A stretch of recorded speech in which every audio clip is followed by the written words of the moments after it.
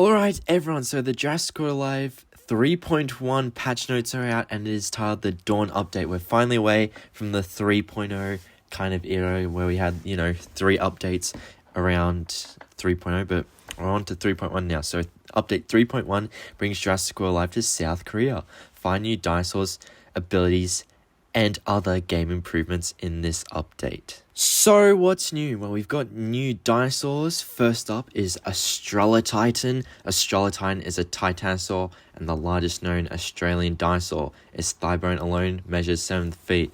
I'm all for Australian representation. I love it. We got Megalania last time. Considering I'm from Australia, I love it. So over here, we've got Itchyovenator. Unlike other spinosaurs, the wave-like neutral crest of the Itchyovenator divides into 2 separate sails. Then we have Koreanosaurus, which obviously is a bit about the update, considering it's being added to South Korea, Jurassic Live is. So, the unique Koreanosaurus is a burrowing dinosaur, using its large frontal claws to dig in the ground. So, our last Omega is the Segnosaurus. This therizinosaur lived in Mongolia during the late Cretaceous. Slow-moving, they use their long claws for foraging and defense. Young Segnosauri can even use them to climb trees. Now, let's move on to the new, unique hybrids. So, the first one we've got is Atrocimoloch. It reads, Atrocimoloch means cruel demon or cruel god. The name suits a sinister dromaeosaurid bred from lethal Atrociraptor DNA, known to even prey on juveniles of its own species.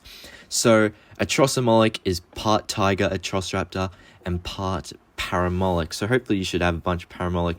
You might be short on Stygimoloch DNA, but I feel like the rarest one of them all will be the tiger Atrociraptor DNA. That one is exclusive to Dawn and Dusk short-range spawns, so, good luck getting that. I actually prepared for that early in, January this year.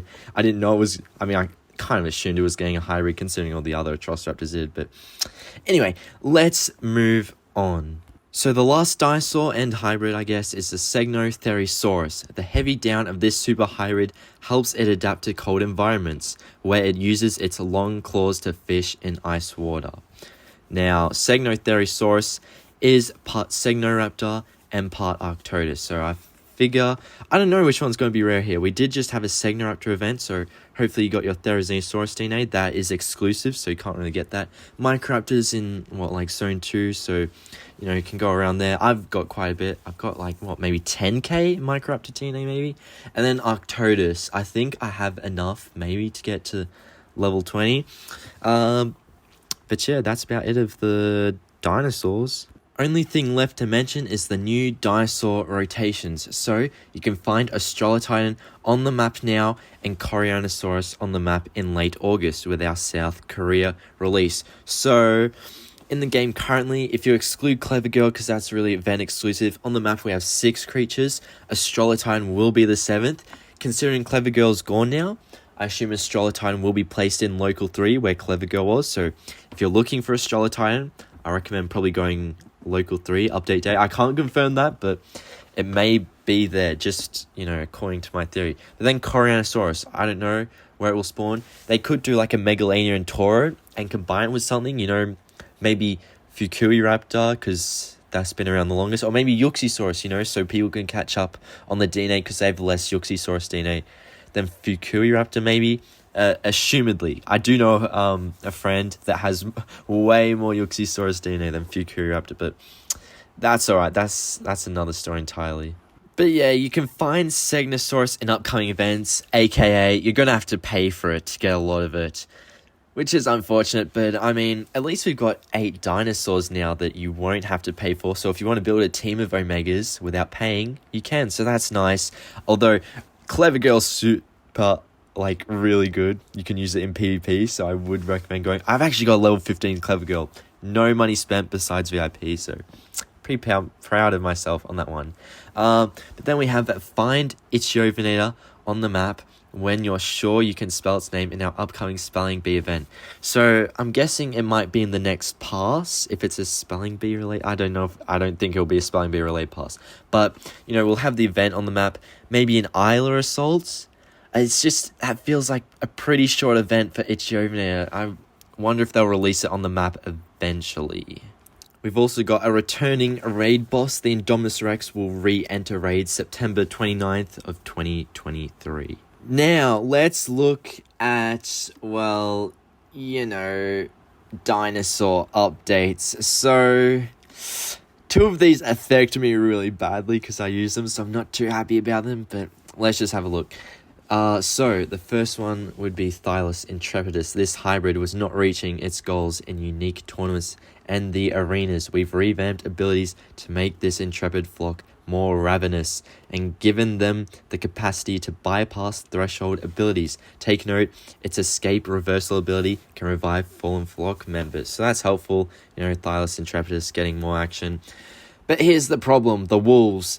Indolycan has been dominating several areas of the endgame. This mighty wolf's on-escape abilities locked out a lot of battle options for opponents.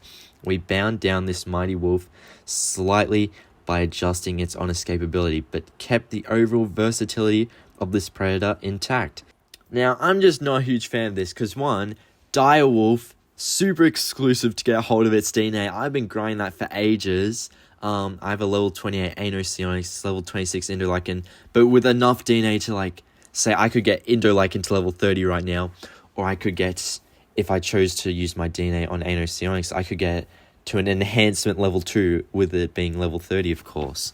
So it's just annoying, you know, I've been working on this wolf DNA. Indolycan might still be usable, but because, you know, it's getting, Anocionyx is getting a really deep change. We're going to read that just now. But yeah, let's read it. Let's read what's going on. I'm not a big fan. Alongside the adjustment to challenging Howl on escape, Anocionyx received a second ability modification due to the excess of priority moves in its kit. Both fast and fierce, the priority on disarming, decimate, and run did not allow cunning creatures to properly counter Anocionyx, despite this creature's class disadvantage to cunning. Therefore, we've removed priority from disarming, decimate, and run, but left Anocionyx's speed stat alone. This way, Anocionyx can remain a fast, fierce creature, while cunning creatures gain a competitive edge against it. So, yeah, this creature's kind of ruined. To be honest, it will be, I think. Maybe. Who knows? Look, we'll have to really wait. You know, the patch notes give an insight, but they're not as insightful as what you'll be when you get them in game. So we will have to see.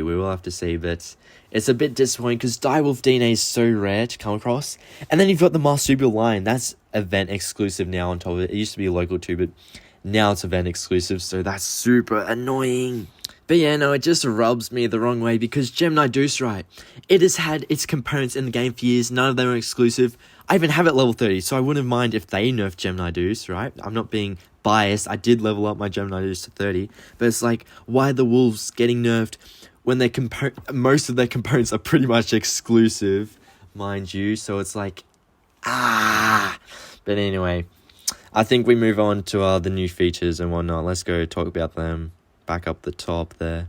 So, with the release of 3.1, we have improved the consistency of text across ability descriptions. We've also made sure that each action of an ability is listed in the description in the sequence those actions will actually occur in battle, so you can be sure what you read is exactly what you get. These improvements to ability text touch on all current ability descriptions in the game. Don't worry though, these are purely textual changes. We have not made any changes to the abilities themselves. These changes are part of our ongoing goal to make abilities more comprehensible and clear. Watch out for more improvements to ability communication in future releases.